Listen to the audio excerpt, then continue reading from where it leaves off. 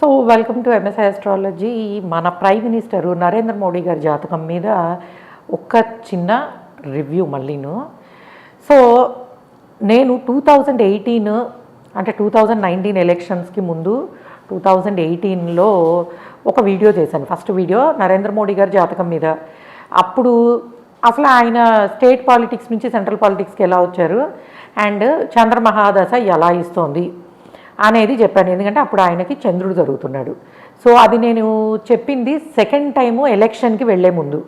So second time ఎలక్షన్కి వెళ్ళే ముందు చేసిన చార్ట్లో చెప్పాను నేను, ఇప్పుడు లాస్ట్ టైం కన్నా ఎక్కువ మెజారిటీ వస్తుంది, స్ట్రాంగ్ గవర్నమెంట్ ఏర్పడే పాసిబిలిటీ ఉంది. అయితే థర్డ్ టైం మటుకు మూడోసారి ఎలక్షన్స్కి వెళ్ళినప్పుడు కాంపిటీషన్ అనేది ఎక్కువ ఉంటుంది. అండ్ కానీ అంత కాంపిటీషన్లోనూ వీళ్ళు సక్సెస్ అవుతారు. బీజేపీ పార్టీ నరేంద్ర మోడీ గారి ఆధ్వర్యంలో మళ్ళీ గవర్నమెంట్ని నిలబెట్టుకుంటారు అని చెప్పాను. ఎందుకంటే కారణము కుజ మహాదశ. సో మీకు కుజ మహాదశ లగ్నములో చంద్రకుజులు. చంద్ర మహాదశ చంద్రుడు యోగకారక ఫర్ స్కార్పియన్స్. అందువలన అందులో చంద్రుడు అంటేనే మనకి ఒక అట్రాక్షను, ఒక కళ అనమాట. అంటే ఈయన కదా మనని అర్థం చేసుకున్నారు, ఈయన కదా మన దేశానికి కావాల్సింది అని. కుజుడు వచ్చేటప్పటికి ఏమవుతుందంటే అన్ని శక్తులు కలిసి ఎదిరించడం మొదలు పెడతాయి. ఎందుకు? కుజుడంటేనే కాంపిటీషన్ ఫేస్ చేయడం అని అర్థము. అందువలనే థర్డ్ టైం ఎలక్షన్ అనేది చాలా టఫ్ కాంపిటీషన్స్లో జరుగుతూ ఉంటుంది.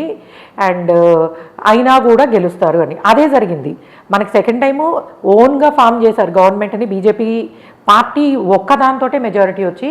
బట్ మళ్ళీ థర్డ్ టైం వచ్చేటప్పటికి వాళ్ళు ఎన్డీఏ దాంతో వెళ్ళాల్సి వచ్చింది. అంటే భాగస్వామ్య పక్షాలతోటే వెళ్ళాల్సి వచ్చింది. ఎందుకనంటే ఆ కుజుడు అంతే పీక్లోకి తీసుకెళ్తాడు కాంపిటీషన్ని, కానీ రుచిక మహాపురుష యోగంలో ఉన్న కారణంగా గెలుస్తాడు. అవునండి, మీరు లాస్ట్ టైం చెప్పారు కదా, ఇప్పుడు ఎందుకు అనంటే ఎందుకంటే కుజ మహాదశ, ఆయన ఉన్నది కుజ మహాదశలో. సో మొన్న మనకి ఏమైంది, CJP party and Gen Z movement, so ఇవన్నీ కూడా వచ్చి ఆయన్ని క్వశ్చన్, అంటే ముందు 2 టర్మ్స్లోనూ లేని, మనం చూస్తే నోట్బందీ అని, ఆత్మనిర్భర్ భారత్ అని, and make in India, made in India, ఇట్లాగా ఆయన తీసుకుంటూ వెళ్ళిపోయారు. అఫ్కోర్స్ చంద్రుడిలో రైతు ఉద్యమాలు వచ్చాయి. చంద్రుడు అంటే మరి ధాన్యమే కదా మనకి కావాల్సింది, కుజుడితోటే కలుస్తున్నాడు కాబట్టి రైతు ఉద్యమాలు వచ్చాయి. బట్ అది వేరు.